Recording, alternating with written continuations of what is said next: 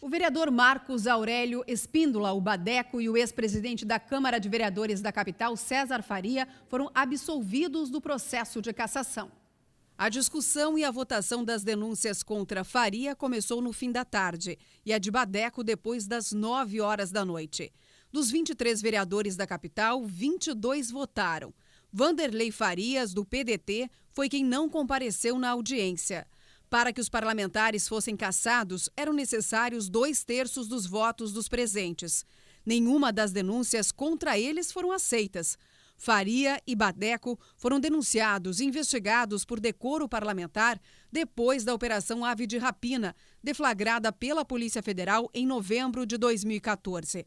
A operação apurou crimes contra a administração pública da capital. Os dois chegaram a ser afastados das funções, mas voltaram a atuar como parlamentares. Muito bem, boa tarde, Prisco. Como vai? Tudo bem? Então quer dizer que os 2 vereadores foram absolvidos nessa votação que terminou ontem à noite. É uma absolvição política. Mas como caçá-los se até hoje o Ministério Público sequer apresentou denúncia? Não faz sentido. A Polícia Federal investigou, fez inquérito, mas até hoje o Ministério Público não se manifestou. Fez muito bem a Câmara Municipal. Falando do governo federal, como é que fica, Prisco, a situação agora com a saída do ministro da Transparência? Assunto que você falou ontem aqui no SBT Meio-Dia. A gente acabou cantando a pedra, o natural, era óbvio, não tinha mais condição de continuar. Só que o problema é o seguinte, é um ministro por semana. E isso, para um governo interino, que não pode errar e que tem que acelerar os acertos e os encaminhamentos, isso é muito ruim. Hoje, pela manhã, Michel Temer apareceu com secretários de segurança de todo o país, inclusive o catarinense César Gruba, onde definindo ações e procedimentos administrativos para combater a violência contra a mulher, juntamente com o ministro da Justiça e tudo mais. Abatidíssimo, abatidíssimo. E não poderia ser para menos. Ele ainda tem lá dentro uma meia dúzia de ministros arrolados, citados ou investigados na Operação Lava Jato. Mendonça Filho, da Educação, mas tem mandato. Raul Jungmann, da Defesa, tem mandato.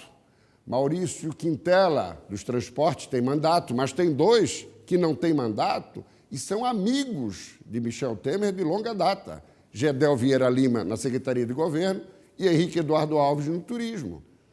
E se deixarem o Ministério, passam a se reportar, Diane, a Curitiba, Nelson Moro. Então, é uma situação delicada. Se verdadeiramente são amigos, entregam os cargos, os 2. Os outros 3 podem voltar para o Congresso, para a Câmara dos Deputados. Mas não é só questão de amizade com o presidente, é questão do país. E o presidente, na verdade, está refém, está prisioneiro de um sistema eleitoral, de uma realidade partidária e de uma engrenagem política falidos, perversos. Essa que é a grande realidade. Por quê? Não pode perder maioria no Congresso, Yudiane. Ainda de hoje para amanhã tem outras votações na área econômica importantes no Congresso, na Câmara e no Senado. Se ele não mantém um governo que possa ter maioria, ele se complica.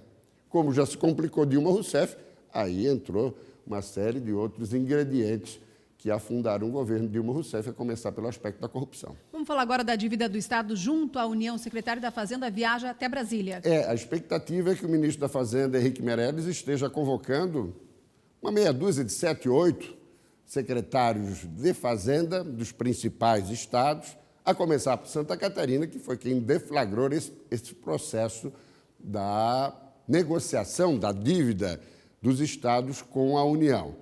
A expectativa é que o governo venha a aceitar essa moratória de 1 ano, mas Meirelles já sinalizou 6 meses. Talvez negociem aí 8, 9 meses. Com 6 meses, a União já vai prescindir, já vai deixar de receber algo em torno de 25 bilhões de reais, no momento que ela tem que arrecadar recursos para fazer frente ao estouro da boiada e às contas públicas que estão totalmente inviabilizadas. Então, a expectativa, Yudiane, é que entre essa semana e a próxima seja possível um entendimento até porque o prazo está correndo e, no final do mês de junho, o Supremo decide a causa. E a gente vai acompanhando o assunto. Com certeza. Até hoje à noite e amanhã no SBT Meio-Dia. Com certeza, Juliane.